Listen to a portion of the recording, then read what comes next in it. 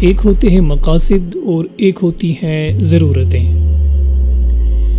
مقاصد جو ہے نا وہ ہمیشہ ٹاپ پرائیورٹی میں رہتے ہیں، ان کو ہمیشہ فرسٹ پرائیورٹی دینی ہوتی ہے، اور پھر جو ضرورتیں ہیں وہ پھر اس کے بعد آتی ہے، سیکنڈ پرائیورٹی میں رہتی ہے۔ تو جب یہ سیکوینس اس میں رہتی ہے تو it gives a balanced life, اس سے ہماری جو بیلنس ہے نا زندگی کی وہ مینٹین رہتی ہے۔ جب بھی ہم اس میں ادھر ادھر کریں تو ایک امبیلنس کریٹ ہو جاتا ہے، اور ہم سبھی جانتے ہیں کہ جب امبیلنس کریٹ ہو جاتا ہے تو اس کے نقصانات بہت زیادہ اٹھانے پڑتے ہیں۔ تو ایز مسلمز ہمارا جو مقصد ہے وہ آخرت ہے، اور جو ضرورت ہے وہ دنیا ہے۔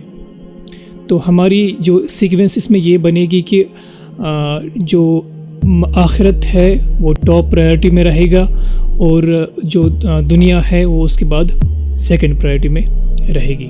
تو جب بھی ہم اس میں ادھر ادھر کریں تو امبیلنس کریٹ ہو جائے گا، اور اس کے جو نقصانات ہیں وہ ہمیں بہت زیادہ اٹھانے پڑیں گے۔ اور وہ نقصانات کیا ہے؟ وہ رسول اللہ صلی اللہ علیہ وسلم کی ایک زبردست حدیث ہے، اس میں آپ صلی اللہ علیہ وسلم نے بیلنس جب ہم مینٹین کریں گے تو اس کے کیا فائدے ہیں، اور جب یہ امبیلنس کریٹ ہوگا تو اس کے کیا نقصانات ہیں، وہ اس حدیث میں آپ صلی اللہ علیہ وسلم نے ہمیں بتایا ہے۔ فرمایا من کانت الدنیا ہمہ، جس نے دنیا کو مقصد بنایا، جس نے یہ امبیلنس کریٹ کیا، جس نے پرائیورٹی دی دنیا کو اور آخرہ، تو کیا ہوگا؟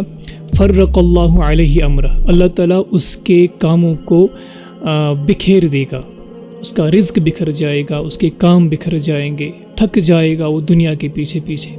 وجعل فقرہ بین عینیہ، اور فقر، تنگ دستی، غربت اس کے آنکھوں کے سامنے آئے گی، یعنی ہمیشہ اس کو یہ ڈر لگا رہے گا کہ پیسے کم نہ ہو جائے، کہیں میں غریب نہ ہو جاؤں، کہیں یہ نہ ہو جائے، کہیں وہ نہ ہو جائے۔ یہی ڈر اس کو اندر ہی اندر سے کھاتا رہے گا، اور پریشان ہو جائے گا، ڈپریس ہو جائے گا۔ اور ولم یاتہ من الدنیا الا ما کتب لہ، اور ملے گا اس کو دنیا میں اتنا ہی جتنا اس کے مقدر میں تھا، یعنی اتنا تھکا کے بھی اس کو ایک دانہ بھی اس سے کم یا زیادہ نہیں ملے گا جتنا اس کے مقدر میں اللہ نے لکھا ہوا تھا۔ تو یہ نقصانات ہیں جب ہم یہ امبیلنس کریٹ کریں گے۔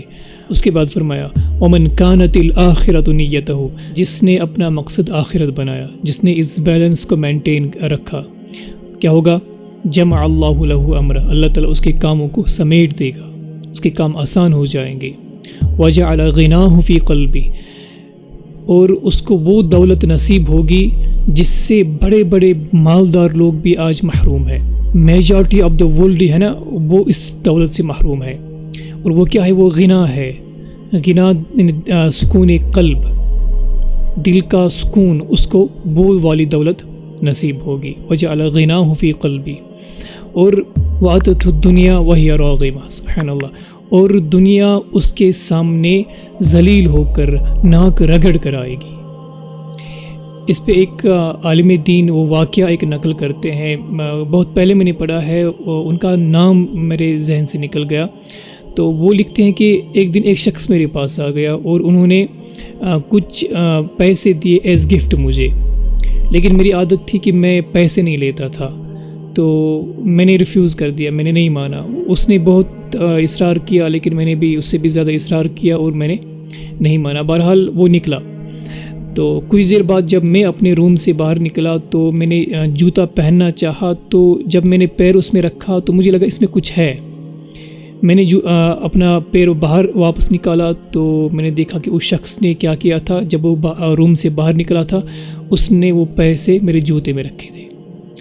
تو فرماتے کہ مجھے یہ حدیث یاد آ گئی، وَاتَتُ الدُّنْيَا وَهِيَ رَاغِمَةٌ، کہ دنیا تمہارے پاس ذلیل ہو کر آئے گی، ناک رگڑ کر آئے گی۔ اب دیکھو میرے پیروں کے نیچے۔ تو یہ بیلنس ہم نے مینٹین کرنا ہے۔ آج جو کچھ ہو رہا ہے it is all because of this imbalance, سب کچھ اسی امبیلنس کی وجہ سے ہو رہا ہے۔ تو اگر یہ درس ہم خود سیکھیں اچھے سے اور اپنے بچوں کو بھی سکھائیں تو وہ بچپن ہی سے اس بیلنس کو مینٹین کر پائیں گے۔ بہت سی خرابیاں جو آج کل ہیں ان سے بہت حد تک ہم اپنے آپ کو، اپنے بچوں کو बचा सकते हैं।